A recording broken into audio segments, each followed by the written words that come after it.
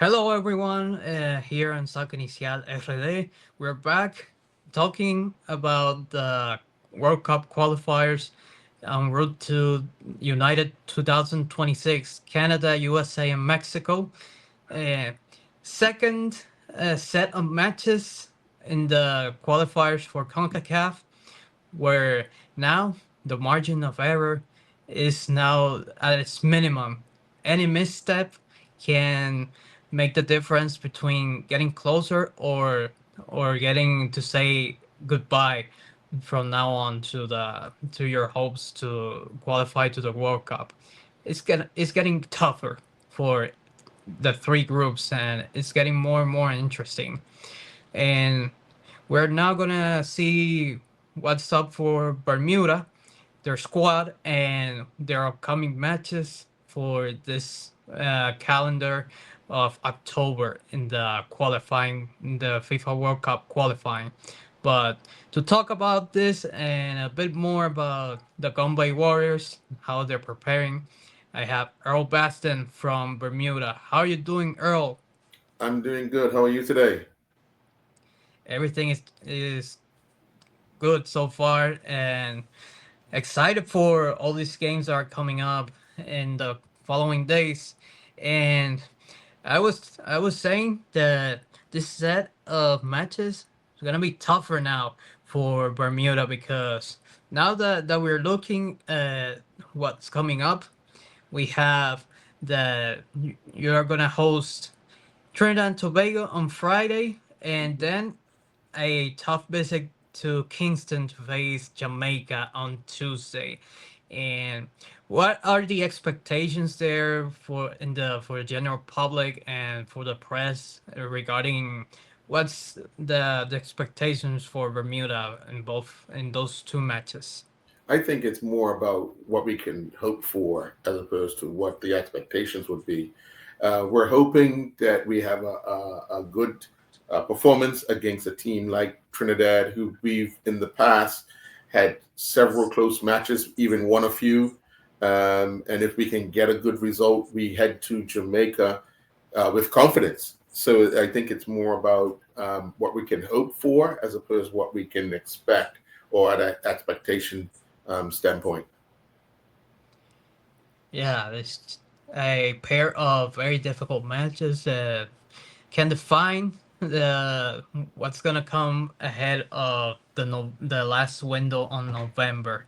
And taking a quick look at the squad that Michael Findlay made for these matches, we see here the goalkeepers Del Eve, the Trevel, Coleridge, Fubler, and the defenders Dante Leverog, Kieran Richardson, Harry Tweed, Reese Jones, Julian Carpenter, Janae Butterfield, Steve, Justin Donawa, LeJohn Simmons, Danish Hill, the midfield, Ande Todd, Willie Clemens, Keziah Martin, Rasir Jones, Roger Lee, and Nijay Tucker. And the forwards, Nahi Wells, the captain, Kane Critchlow, Seiko Lewis, Reggie Lamb, Jay Parfait, and Enrique Rosso. And watching the squad, Earl, what do you think about this group that is gonna be playing in these two matches? Well, most of these guys have been playing together for quite some time. We have a sprinkle of youngsters in Deniche Hill, Kuwait Fubler, Kizai Martin, but they've been around the national squad for a bit now. And I think, the youthfulness with the experience that we have in Wells, Lamb, Clemens, and Levrock, as well as Dale Eve, I think, it's a nucleus of a good squad that just needs to have confidence in one another. uh, that's gonna be put to the test already starting on Friday. And I was also asking right before we got to the recording that I was investigating like how many players from the squad are taking part in the domestic league that is already in progress. Yeah, we have six players from the local domestic league in the squad for this round. So, and all of them pretty much have had some experience overseas. It's just that they're playing locally now. And what do you think, like their form coming now, um, helped by this league starting already from before the first set of qualifiers back in September? Yeah, our league our competition kicked off the Monday before we played Jamaica on that Friday. So a lot of these players, all the local players have had quite a bit of football throughout September and now into October, as well as a lot of the overseas players have played a lot of football from September as well. So everybody should be fine tuned.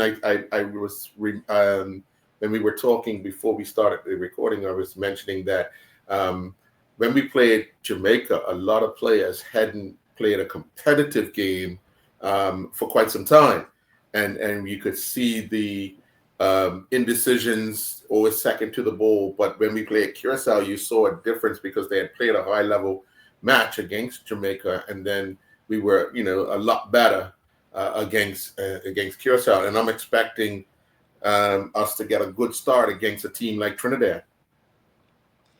Yeah, I was gonna go to that point of the first game versus Trinidad and Tobago on Friday.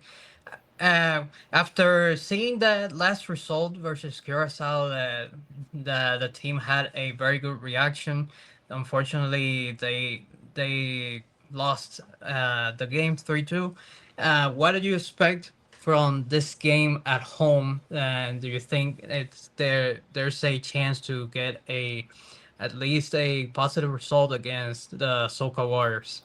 Well, to tell you the truth, I think we stand a good chance because the pressure. I've been reading a lot of the Trinidad um, media, and the pressure is definitely on Trinidad and their coach, Dwight York. They have underperformed. They're not in the position that many would have wanted them to be in. So they have to come to Bermuda and basically try to um, get those fans on their side, and the only way to do that is to get a win, and they have to go for it. Obviously, they're going to want to try and emulate what Jamaica done, but that leaves a lot of gaps. It leaves gives us opportunities to counterattack, to get in the match, and basically we could dictate it in some form, shape, or form. So I'm looking forward to how this one starts to see what the intensity is from Trinidad and how Bermuda handles it. Because basically, as I said, it's more pressure on Trinidad, a bigger nation, than it is on Bermuda um, in this particular match on Friday night. And finally about that match on Friday night, what have you heard about ticket sales for the action against Trinidad? Is it already sold out, or is there quite a good amount of tickets sold ahead of this match? Not many tickets are left for this one. Again, the general public has responded to come out and support Bermuda. And the latest I've heard is that we're close to being sold out. So I think a lot of people. We just went through back-to-back hurricanes last week.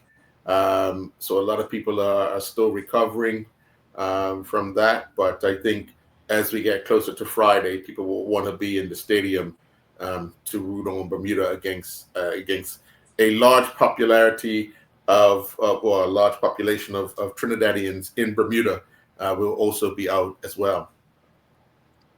That is excellent news, and I hope to that we can hear a lot of noise from the public on Friday on the on the match when Hmm. we get to watch it on the internet on TV and enjoy the atmosphere. And Yes. last and finally, Earl, a message to the people in Bermuda ahead of these two these two great challenges against Trinidad and then in Jamaica. Well, obviously, it's one that we have to understand that we go into both games as underdogs, but our fighting spirit is what we rely on a lot, and hopefully, we can root the boys on and keep encouraging them to move forward. And, we get a good result again on Friday night, and that sends us to Jamaica feeling good about ourselves.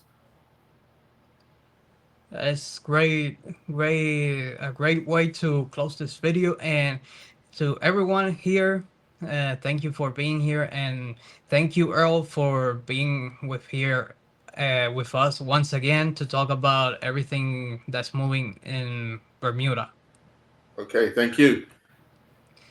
Thank you very much. And to all of you that are watching, remember the same: like, subscribe, and share, so it reaches more public and helps us grow more in terms of subscribers. And remember, the saque inicial, donde todo comienza.